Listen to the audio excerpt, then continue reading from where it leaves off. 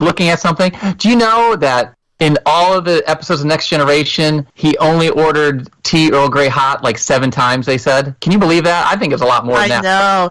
It's, you know what, I did read an article that says you only hear him say that X amount of times, but you do often see him drinking a hot tea-looking beverage. Yes. And I think was a couple times where he just mentioned Earl Grey tea, but not, ordering. They not have that. Yeah. But we find out from Zhaban that there is an interview because he's talking about we, like using the royal we about things about are we ready? And Picard is just like, are you getting interviewed too today? We cut to after Picard's gotten ready. He comes downstairs. He's looking very dapper in this suit he's wearing, and he's talking about how the knot of his tie is terrible. So Laris goes and she helps him with his tie, one of those pep talk tie fixings that they have. One of those sort of tropey things. And I realize after watching it so many times that there are several things that are tropey, but it doesn't bother me. Does that make sense? Yeah, like there's a scene coming up. It's very tropey, but to be quite frank, Star Trek is known for its tropes, so and it's it doesn't bother me. It's almost either like they're using like cliches and tropes from other things and not just the regular Star Trek stuff, but it almost has to have a little bit of that to be Star Trek. Yeah, I agree. Find out they made a deal with the interviewers and stuff to not ask Picard why he left Starfleet.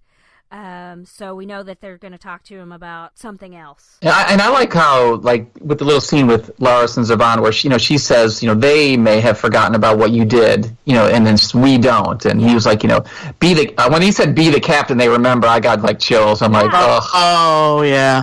Before we get into the interview, Joe, you caught this Easter egg here when just before Laris fixes his tie. There's something hanging on the hat rack. Yeah, so I'm sitting there. I was watching it again this morning, and I'm like, hey, that looks like a fedora. And I like paused it, and when you see his reflection in the mirror, there's like a yellow fedora with a black stripe on it, and then like where he's standing, when he's standing there, it almost looks like it's on his head in the how it looks in the mirror, which is, that's a clear like Dixon Hill to me fedora. That's exactly what he wore in the show. Yeah, I saw the image that you sent us, and I have the episode playing on silent as we're recording. It's absolutely a Dixon Hill hat. Yeah. 100% a Dixon Hill fedora, and I love that he keeps it there on the hat rack. Yes, it's great. And I love that you saw that and picked it out, and that also that other people didn't see it apparently. You know me. I gotta bring something. I gotta bring something magical. Come on. You mean besides just your wonderful personality? Yeah, it's just besides myself. I gotta. I love Rebecca. You know me with trivia and stuff like that. Oh, king of trivia. They go into the next room over into the study or wherever, and there's the crew is all set up to do this interview. We find out it's the 10th anniversary of the Romulan supernova thing, with the whole thing with Mars and everything, and all of these people got killed, unfortunately, because of it. The interviewer, like, it's kind of interesting, like, you see them doing her makeup and stuff, and they're using, like, some sort of electronic thing, so they're not actually putting makeup on her. Like, they use drones for the cameras, and they have, like, holographic keyboards and that kind of thing, so it's cool that it's, like, futuristic kind of things. They're still going on with more futuristic stuff, and that how far ahead they would be 20 years after the last time we saw these particular people. Mm-hmm. So I enjoyed that. But so the interviewer, I believe the closed captioning called her Richter. So last time I didn't catch what her actual full name was, but she starts sort of giving him softball questions at first, oh, how do you feel about this day? How's the blah, blah, blah, And then she just, like, goes right in there and, like, sticks a knife in him and is just asking about, oh, why'd you leave Starfleet? Weren't you unsatisfied? Were you mad? It's like, whoa, yeah. lady. Like here, here's the moment where I was like, okay, like, who didn't see this coming, right? Because Picard says to Zhaban, like, oh, are you sure you went over the terms? Oh, yes, I checked it 3 times. She's not going to ask you about why you left Starfleet. So I'm watching this for the first time, like, she's totally going to ask him why he left Starfleet, because that's the way that this trope works. And it did. It happened that way, and I was like, okay, that's fine. It's Star Trek. It's going to get tropey here and there. I do think what's interesting in this whole exchange, I think to me what really stood out was when they were talking. I mean, this whole scene is like pure exposition to catch us up to date of what really, this is like exposition Susie telling us everything that happened between Nemesis and today. And so it's like, okay, thank you so much. And so, the idea that, they were trying to rescue all these Romulans, and then these synthetics, which I know we'll talk more about, destroyed Mars, and then Picard basically quit Starfleet in protest by saying, we pulled out of the rescue mission. That was wrong of us. We shouldn't have done that. I'm not going to be a part of an organization that does it, blah, blah, blah. But then she says, oh, you were doing this big rescue mission, a huge undertaking like building the pyramids. And he says, well, that's not really a great analogy because the pyramids were like exercise in vanity. A historical comparison would be Dunkirk. Now, of course, us living in 2020 are much closer to the events of Dunkirk than Picard will be living in the future. So when he says Dunkirk, I went, oh, yeah, he's 100% totally right. Oh, yeah. And if you've seen the movie Dunkirk, which is an excellent film, then you have a lot of anxiety because it's got ticking the whole way through. That's true. It's TikTok the whole way through. It's a little it was really good, but it hard to watch sometimes. I agree. But then, of course, she has no clue because she's like, yes, Dunkirk, very interesting. Of course. I also enjoy his work. So it's just, no, I also love his plays. His last concerto was beautiful. She has no clue what Dunkirk is about. She is, and to be honest, though, but to be fair, why would she? You know what I mean? Like, he's the guy who's obsessed with history. He's the guy who's still in the future, writing about World War II shit. Why would she know about Dunkirk? Why would anybody know about Dunkirk if it's so far in the future, so far removed from Nazis and World War II? Why would they know what that was? Why would the average person, I guess, could say. But this whole scene, besides being important with, like, exposition, really just goes to show how Picard is still really focused on the past, but not looking towards the future anymore. He's really not looking towards the future in any way. Yes, I agree. But I also think that it kind of shows how people are today, with the interviewer, because, I think, oh, we have so much information now. You saw so much access to everything that you ought to know what some of these things are. Like, that's also a valid point. Yeah, and it happens where, like, I was talking to a coworker the other day that I was watching Narcos, and that it's about Pablo Escobar the first couple seasons. Sorry to bring that back up, but hey, Netflix, you can come at us. It's great. We watch you a lot. I'm just trying to get plugs here, you guys, trying to get us some free stuff. Anyway, and that he said that he did a paper on Pablo Escobar in college, and other kids in his class didn't know who that was.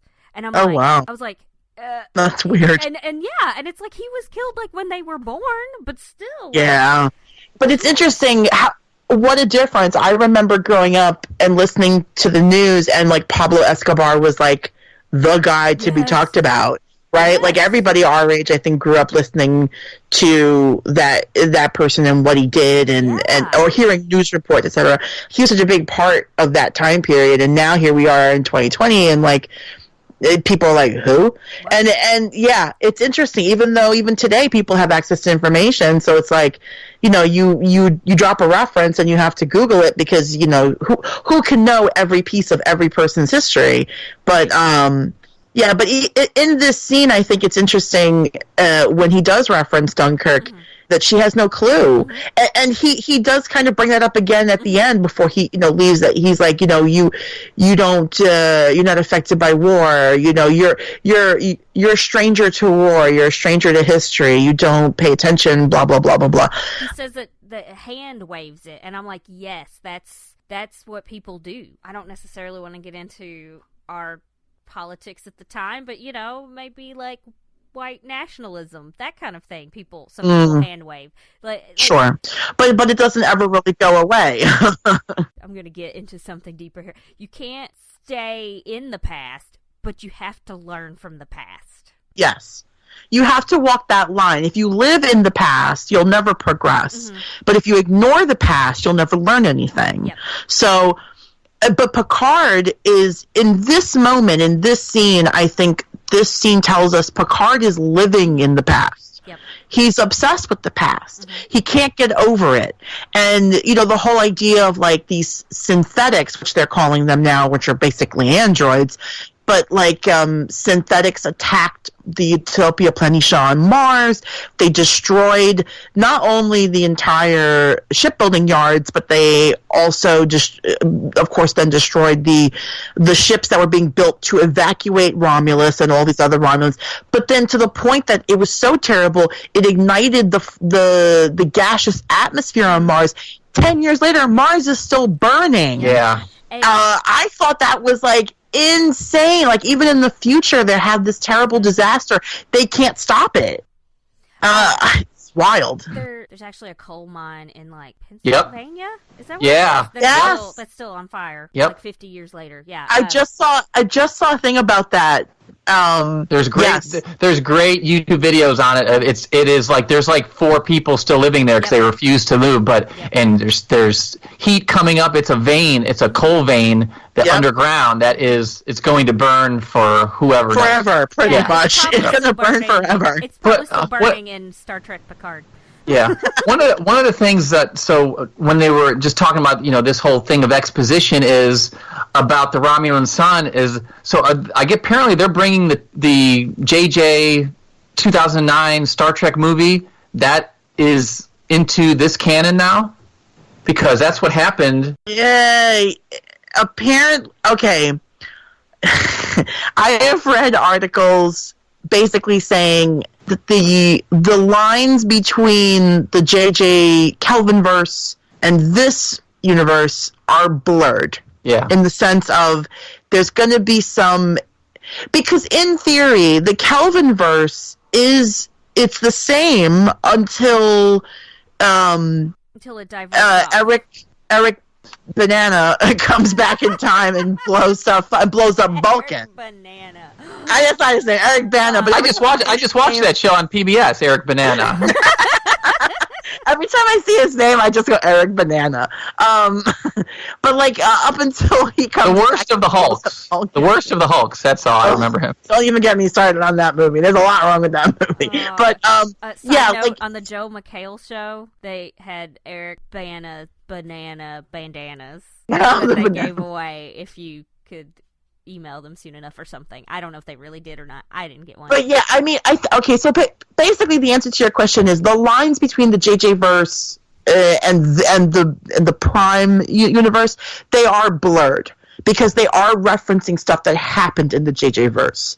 And again, up until the moment that Vulcan gets destroyed, it's the same universe. Yeah. But that the way that they basically have said it, and the way that J.J. Abrams explained it, is that basically the Kelvinverse and the Prime Universe run side by side. So everything that happened in the Prime Universe also happened, but when Eric Bana came back in time and blew up Vulcan, that created like an offshoot. Yeah. Alternate universe. So it's different, but it's the same people. But so that way both exist. So that created the alternate 1985, like Back to the Future 2, right? Yeah. Exactly. When they went back to the present, and that's exactly what happened. The whole time is like the line with the little offshoot line that looks like a diagram sentence. Yes, that's an excellent analogy. That's exactly what it is. So they run parallel. But the idea that they're talking about the sun, about the supernova